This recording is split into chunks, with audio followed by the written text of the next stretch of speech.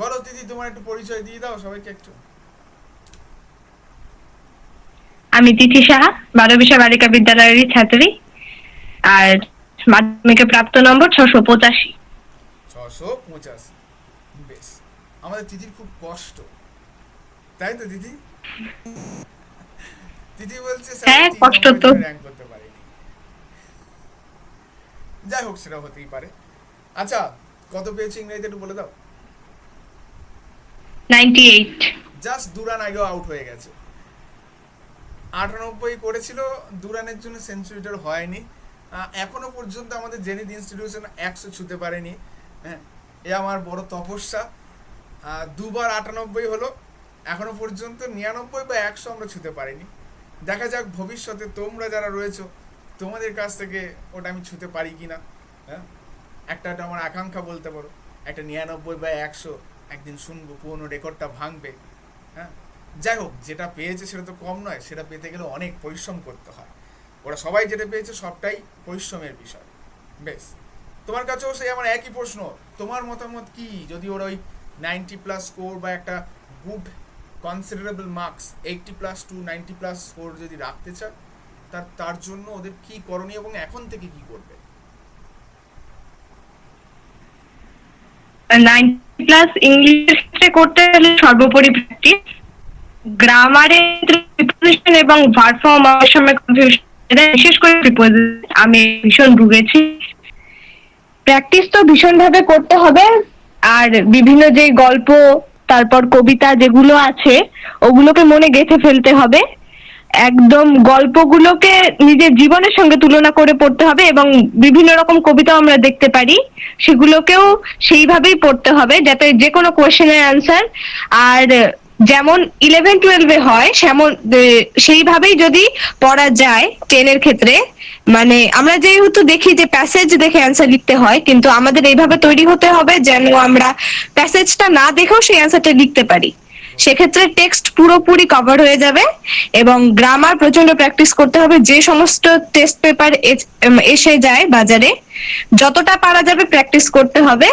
এবং প্রথম থেকে বিভিন্ন বই অর্ধেক অর্ধেক কমপ্লিট করার থেকে ভালো একটা বই ভালো মতো টোটালটা কমপ্লিট করা, আমি যেটা করেছি।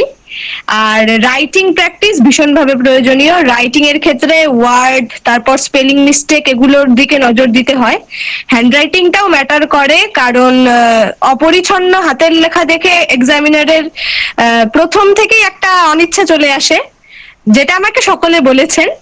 আর হাতের লেখা পরিষ্কার থাকাটা ম্যান্ডেটরি। সেটা দেখে এক্সামিনার খাতা দেখেও সন্তুষ্ট হবেন, তার পড়তেও ভালো লাগবে। সব দিকে নজর দিলেই সর্বোপরি ভালো নম্বর আসতে পারে। গুড। তাহলে যে কথা একটা বললো, যে হাতের লেখা, যেটা আমি প্রথম থেকেই তোমাদের বলি যে যেটা কিন্তু ভীষণ গুরুত্বপূর্ণ একটা অংশ। বিশেষত বোর্ডের পরীক্ষা যখন তোমরা দিতে যাচ্ছ, এতদিন পর্যন্ত স্কুলে পরীক্ষা দিয়েছো, যেন তেন প্রকারণে স্যার আমি এটা লিখিনি, এটা লিখেছিলাম বলে স্যারকে দেখিয়ে খাতা নম্বর পেয়েছো, তুমি যার বোর্ডেতে সেটা করতে পারবে না। তোমার সারা বছরের পরিশ্রমটা দাঁড়িয়ে আছে ওই জাস্ট কয়েকটা পাতাতে। সারা বছর যে পরিশ্রমটা করলে, সে যদি নিজের ভুলে ভাসিয়ে দিয়ে আসো, তাহলে তো সব যাবে। সারা বছরের পরিশ্রমটা যাতে ভেসে না যায়, তার জন্য খাতাতে আমরা পরিষ্কার পরিচ্ছন্ন করে দেব। গুড। আচ্ছা, দিদির কাছে আমার পরের প্রশ্ন থাকবে, এই যে তুমি একটা কথা বললে যে রাইটিংটা একটু বেশি করে ওদের লিখতে হবে, তো রাইটিংটা লেখার ক্ষেত্রে ওরা কিভাবে প্র্যাকটিস করবে? রাইটিং বলো, গ্রামার বলো, কারণ অল টাইম তো সব প্র্যাকটিসগুলো টিচারকে পাবে না। তাহলে ওরা কিভাবে সেলফ চেক করবে? পদ্ধতিটা কি হবে ওদের জন্য? আজকের যুগে এআই থাকতে আমার মনে হয় না বিশেষ একটা সমস্যা আছে। আমরা বিভিন্ন সোর্স থেকে হেল্প নিতে পারি। আগে বিভিন্ন স্যাররা বলতেন আমাদেরকে যে নিউজ পেপার পড়লে, ইংলিশ নিউজ পেপার থেকে ভোকাবুলারি অনেকটা ডেভেলপ করে। কিন্তু নিউজ পেপার পড়া আমি সত্যি জানি সকলের পক্ষে সম্ভব হয় না, বিশেষ করে ইংলিশটা। তাই এআই এর কাছ থেকে ভীষণভাবে এটা মানে খুবই হেল্পফুল হয়। যেই টপিকটা নিয়ে লিখতে হবে সেই টপিকটা সম্পর্কে এআই থেকে জেনে নিলে, কিন্তু টোটালটা আবার ছেপে দেওয়া যাবে না, নিজের থেকে লিখতে হবে, লাইনগুলোকে নিজে বানাতে হবে। হ্যাঁ, তথ্য কালেক্ট করা যেতে পারে, কিন্তু লাইন নিজের থেকেই লিখতে হবে। আর প্রথমেই কিছু হয়ে যাবে না, ধীরে ধীরে সববার মানে আস্তে আস্তে সম্পূর্ণটা লিখতে লিখতে প্রথমে হবে না, কিন্তু এক না একদিন হয়েই যাবে। বেশ, ও এক্ষেত্রে উল্লেখ করলে এআই কথা, অর্থাৎ আর্টিফিশিয়াল ইন্টেলিজেন্সই কথা। তবে এক্ষেত্রে আমি তোমাদের একটা সতর্কবার্তা দিয়ে রাখবো যে আর্টিফিশিয়াল ইন্টেলিজেন্সই গ্রামারের ক্ষেত্রে খুব বেশি ভরসা করা যাবে না, তার কারণ অনেক ভুল দেয়, ঠিক আছে? এবার কথা হচ্ছে, হ্যাঁ তোমরা সহায়তা নাও। ওই ও যেমন একটা সতর্কবার্তা দিল যে অন্ধের মতো দেখে লিখে দিলে হবে না, তোমাকেও যুক্তি দিয়ে বিচার করতে পারতে হবে। অবশ্যই টেকনোলজি যেটা আছে, আমি যেটা বারবারই বলি যে শুধু আমার কাছে নয়, তোমরা এক জায়গায় যেখানেই টিউশন পড়ছো শুদ্ধ সেটাই শেষ কথা নয়, আবার সেই স্যারকে ছোট করেও নয়। তোমরা নিজেদের মতন করে প্র্যাকটিস করো, যেখান থেকে খুশি করো। আলটিমেটলি তোমার লক্ষ্য হবে আমার নিজের ডেভেলপ ঘটানো, যেখান থেকে পারো সেখান থেকেই করো, ঠিক আছে? এআইকেও ব্যবহার করো সতর্কতার সঙ্গে, ওই টুকে দেওয়া ছেপে দেওয়া নয়। ওই একটা কথা মাথায় রাখবো যে 2 নম্বরই যদি আমি করি অন্যের সাথে নয়, অ্যাকচুয়ালি নিজের সাথে করে ফেলছি। স্যারকে দেখা থেকে আমি দেখিয়ে দিচ্ছি যে আমি সব পেরেছি, এআই দেখে টুকে নিচ্ছি, আলটিমেটলি ক্ষতিটা নিজের করছি, সেটা মাথায় রেখে যেন কাজটা করো। বেশ, তাহলে দিদির কাছে আমার পরের প্রশ্ন থাকবে। হ্যাঁ, টেক্সট বই আমাদের বিশেষত সাহিত্যের ক্ষেত্রে বা বাংলা ইংরাজির ক্ষেত্রে টেক্সট বই কতটা গুরুত্বপূর্ণ? সাহিত্য তো সমাজের প্রতিফলন, এটা আমরা সবাই জানি। এখন সাহিত্যর বিভিন্ন গল্প কবিতা আমাদের পাঠ্য বইয়ে যেগুলো দেওয়া থাকে, ওগুলো পর্ষদ অনেক ভেবেচিন্তেই নির্বাচন করে। আমরা জীবনের সঙ্গে রিলেট করতে পারি অনেক কিছুই। এবার জীবনের সঙ্গে রিলেট করে পড়লে সেই পড়াটা অবশ্যই মনে থাকবে, এবং সাহিত্যে মুখস্থ করার মতো থেকেও বেশি সেটাকে মন দিয়ে অনুভব করলে লেখাটা আরো মানে ভালোভাবে পরিস্ফুট হয়। সেখানে মনের যেই অনুভবের যে ছাপটা পড়ে, সেটা পড়লেই বোঝা যায় যে এটা কতটা বোধগম্য হয়েছে। সেইভাবে ওই জন্যই আমি বললাম যে আমাদের যেমন উদাহরণ হিসেবে বলা যেতে পারে সি ফেভার যে কবিতাটা ছিল, সেটা ভীষণভাবে জীবনের সঙ্গে প্রাসঙ্গিক। এইভাবে যদি আমরা পড়তে পারি সাহিত্যটাকে, তবে খুবই হেল্পফুল হবে। এবং টেক্সট বইয়ের বিভিন্ন যে ওয়ার্ড গুলো আছে, কোনোটা সম্পর্কে সন্দেহ থাকলে চলবে না, প্রত্যেকটা শব্দের মিনিং পুঙ্খানু ভাবে জানতে হবে। একদম গুড। আমি দারুণ একটা কথা বললো যে শব্দগুলোকে খুব ভালো করে আগে চিনতে হবে। যেটা তোমার টেক্সট বই, তাকে আগে ভালো করে চেনো, তারপরে তো বাদ বাকিগুলো তো বাইরে তো পড়ছোই পড়ছো। গুড। আর যদি মোবাইলের কথা বলি, কতটা গুরুত্বপূর্ণ কতটা অগুরুত্বপূর্ণ তোমার জন্য? এখন মোবাইল দুভাবে দেখা যেতে পারে। কেউ ওটা দিয়ে রিলস স্ক্রল করতে থাকে, আবার কেউ ওটাতে ফিজিক্স ওয়ালার ভিডিও দেখে। এখন যে যেভাবে করবে। আমি বলতে পারি যে জীবনে ডিসিপ্লিন খুব প্রয়োজনীয়। নিজের মনকে আগে প্রস্তুত করতে হবে যে আমাকে এটা পেতেই হবে। আমি যদি নিজেকে সেভাবে প্রস্তুত করি, তবে আমার মন প্রথমেই ওই রিল স্ক্রল করার থেকে এডুকেশনাল ভিডিওগুলোর দিকেই যাবে। আর একটা বছর তো কষ্ট করা যেতেই পারে, নিজেকে সংবরণ করাই যেতে পারে। ওই ভিডিওগুলো দেখলে যে লাভটা হবে, রিল স্ক্রল করলে অবশ্যই হবে না। এবং যারা সেটা বুঝতে পারে তারা কখনোই করে না।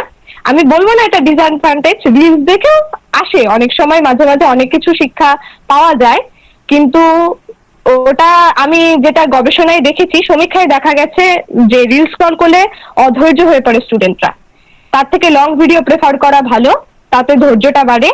এবং এটা মানসিক ভাবেও একটা ডিস্ট্রাকশন তৈরি করে দেয়, ওই যে শর্টস দেখা বা বিভিন্ন ছোট ছোট ভিডিও। তার থেকে লং ভিডিও, বিভিন্ন পডকাস্ট দেখে অনেক শিক্ষা অর্জন করা যেতে পারে। আজকাল পডকাস্টের একটা অনেক বড় ভূমিকা দেখা যাচ্ছে। বিভিন্ন যারা বড় বড় ব্যক্তি, তাদের যে পডকাস্ট গুলো হয়, ওগুলো দেখলে জীবনের সাফল্য কিভাবে আসা যায় সেটা খুবই ভালোভাবে জানা যায়। গুড। এটা খুব ভালো কথা যেটা বলে থাকি আমি তোমাদের, যে মাঝে মধ্যে থেকে বলি যে তোমাদের তো 30 সেকেন্ডের ধৈর্য। কেন বলি? ওই যে রিলস 30 সেকেন্ড লেন্থ, 1 মিনিটও তোমরা দেখতে পারো না। তার কারণ আমাদের সাইকোলজি সেভাবে প্রস্তুত হয়ে যাচ্ছে আস্তে আস্তে, মোবাইল আমাদেরকে গ্রাস করে ফেলছে সেইভাবে। এবং এখন ডিপেন্ড করছে যে তুমি সেখানে একটা এডুকেশনাল ভিডিও দেখবে, নাকি জিনেকে 4 দিন বাকি সব বেকার দিন খাটি দেখবে। তুমি ভাববে জীবনে কি হবে, সব তো বেকার, পড়াশোনা করে কি হবে। যদি এই মেন্টালিটি থাকে তাহলে আমরা কোনোদিনই উন্নতি করতে পারবো না। বহু মুখ ঠুকে পড়ে যাওয়া ছাত্রকে আমি দেখেছি যারা উঠে দাঁড়িয়েছে শুধুমাত্র নিজেদের প্রচেষ্টাতে। আমি 35 পাওয়া ছাত্রীকেও 72 পেতে দেখেছি। সুতরাং সম্ভব সব কিছু, অসম্ভব বলে কিচ্ছু নাই, শুধু নিজেদের মেন্টালিটিগুলো আমাদের একটু করে চেঞ্জ করতে হবে। গুড। আর আগামীতে যারা পরীক্ষা দেবে তাদের উদ্দেশ্যে তুমি কি বলবে, মানে তারা কিভাবে পড়বে, পড়াশোনাটাকে চালাবে সমস্ত বিষয়গুলোর ক্ষেত্রে? হ্যাঁ, আমি আগে উল্লেখ করলাম যে ডিসিপ্লিন এটা খুবই বড় জিনিস। উচ্ছৃঙ্খল ভাবে কোনো কিছুই জীবনে অ্যাচিভ করা যায় না। নিজের মনকে অবশ্যই প্রস্তুত করতে হবে, কারণ মোটিভেশনের জন্য অনেকে অনেক কিছু ফলো করে, কিন্তু নিজের থেকে বড় মোটিভেশন, ফ্যামিলির থেকে বড় মোটিভেশন অন্য কিছু হতে পারে না। কেউ যদি পুরোপুরি ভাবে সেই থেকে মোটিভেট হয়ে যায়, তবে তার আর এক্সট্রা ফোন থেকে মোটিভেট হওয়ার দরকার পড়ে না, এবং তখন পড়াশোনাটা নিজের থেকেই আসে, জোর করে করতে হয় না। এবার সাবজেক্টের প্রতি ভালোবাসা পরিবেশের সঙ্গে রিলেট করে করে জাগাতে হবে। যেমন ইংলিশ আর বাংলা দুটোই লিটারেচার বরাবরই, মানে এটা পছন্দ হতেই হবে সবার, কারণ এটা এতটাই সুন্দর জিনিস। এবং যেগুলো সায়েন্সের সাবজেক্ট আছে ওগুলো পুরোটাই লজিক্যাল। সবকিছুর পেছনে লজিক খুঁজতে হলে সায়েন্সকে ভালোবাসতে হবে, এবং হিস্ট্রি জিওগ্রাফি আমাদের পুরো পৃথিবীর খবর, ওগুলো জানতে হলে হিস্ট্রি জিওগ্রাফি তো পড়তেই হবে। ইংলিশ তো বললামই যে রাইটিং প্র্যাকটিস, গ্রামার প্র্যাকটিস খুবই প্রয়োজনীয়, এবং ওদিকে টেক্সট তো খুঁটিয়ে খুঁটিয়ে পড়তেই হবে। বাংলার ক্ষেত্রে প্রত্যেকটা গল্প ওগুলোর সামেরি পড়তে হবে, বিষয় সংক্ষেপ, নামকরণ, এসব বিভিন্ন রেফারেন্স বুক থেকে পড়লে। আর বাংলায় শব্দ চয়ন খুবই গুরুত্বপূর্ণ হয়ে দাঁড়ায়, কারণ কেউ হতেই পারে কেউ নর্মাল বাংলায় লিখতে পারে, কিন্তু সেই জায়গায় যে খুবই উন্নত মানের বাংলা শব্দগুলো ইউজ করবে তার খাতায় অবশ্যই নাম্বার বেশি উঠবেই। আর ইংলিশের ক্ষেত্রে বেশি হার্ডের দিকে গিয়ে ভুল করার থেকে সহজ ভাষা মানে লিখে নাম্বার পাওয়াটাই বেটার মনে করি, কারণ যেহেতু ইংলিশ আমাদের আয়ত্তের বাইরে থাকে, আমরা বাংলা মিডিয়ামে। কিন্তু তাও জেনিথ ইনস্টিটিউশন খুব হেল্প করেছে ইংলিশটাকে আয়ত্তে আনার জন্য। আর ম্যাথ পুরোটাই প্র্যাকটিসের ওপর। ম্যাথের পেছনে দিনে অন্তত 3 ঘন্টা তো দিতেই হবে। ফিজিক্যাল সায়েন্স ম্যাথেরই অঙ্গ। ফিজিক্যাল সায়েন্সের যেগুলো নিউমেরিক্যাল থাকে ওগুলো ভীষণভাবে প্র্যাকটিস করতে হবে। থিওরিক্যাল গুলো বই ভালো মতো পড়লে হয়ে যাবে। লাইফ সায়েন্সে বেশি একটা সমস্যা হয় না যারা মন দিয়ে পড়ে। লাইফ সায়েন্সে যেই টপিক গুলো আছে ওগুলো বেসিক, ওগুলো এখন মানে যারা পড়ছে তারা বুঝতে পারবে না, যখন আর একটু উঁচু ক্লাসে যাবে তখন বুঝবে এগুলো খুবই বেসিক। এখন ভাবতে হবে যে আমার এরপরে আরো অনেক বড় যুদ্ধ আছে, এটা তো সামান্য জিনিস। তখন তারা নিজেকে ভালো মতো প্রস্তুত করে নিতে পারবে যে না, এটা তো অত কঠিন নয়। আর সব থেকে আগে বুঝতে হবে যে এটা কঠিন নয়। অনেকে বোঝাবে যে অত সহজ নয়, কিন্তু নিজেকে ওটা মনে করতে হবে আমি তো পারবোই, এর জন্যই হবে। আর হিস্ট্রি জিওগ্রাফি যদি থাকে, হিস্ট্রি জিওগ্রাফির ক্ষেত্রে পড়াটাই আসলে, ওখানে মুখস্থ করার থেকেও বড় ব্যাপার হচ্ছে ওই প্রেজেন্টেশনটা। জিওগ্রাফির ক্ষেত্রে ছবি ভীষণভাবে ইম্পর্টেন্ট। আর হিস্ট্রিতে যেই বড় বড় প্রশ্নগুলো লিখতে হয়, একজন 6 পাতা লিখেও অতটা নাম্বার পায় না, একজন 2 পাতায় যতটা তথ্য দিয়ে লিখে নাম্বার পায়। তো সেইভাবে পড়লে আশা করি সকলের খুবই ভালো রেজাল্ট হবে। গুড। ও কিন্তু সবকটা সাবজেক্টের কথাই বললো যে কিভাবে তোমাদের পড়াটা উচিত, কিভাবে পড়াটা উচিত। আচ্ছা, তুমি কিসে 100 পেয়েছো জানো? হিস্ট্রি। তাহলে ও হিস্ট্রিতে 100 পেয়েছে। এবার বলো যে হিস্ট্রিতেও নম্বর পাওয়া যায় না, তাই তো? ওদের হিস্ট্রি অনেকেরই ভালো আছে, 99 করেও আছে, তাহলে আরামসে নম্বর পাওয়া যায়। তাহলে সারা বছর মেনটেন করতে হবে। ও যে কথাটা বললো যে যেটা করছি নিজের জন্য করছি এটা ভেবে করো, অন্য কারোর জন্য করছো না। আর যাই করছো সেটাকে বেস্ট করো, হ্যাঁ, মানে সময় নষ্ট করো না। অর্থাৎ চলবে এইসব বলে সময় নষ্ট করে লাভ নেই। যেটুকু করছো বেস্ট দাও, কারণ সময় যখন দিচ্ছ সেটা যেন ভালো করে দিতে পারো। জীবনে যে কাজই করো সেটা যেন ওই বেস্টটুকু দিয়ে করো। বেশ ভালো লাগলো তোমাদের কাছ থেকে কথা শুনে। আশা করি সবাই উপকৃত হবে, এবং অন্ততপক্ষে শুধু এই আজকের রাতটার জন্য নয়, বাকি রাতগুলো যাতে এইভাবেই চলতে পারে সেই প্রতিজ্ঞাটা অন্ততপক্ষে ওদের থাকবে।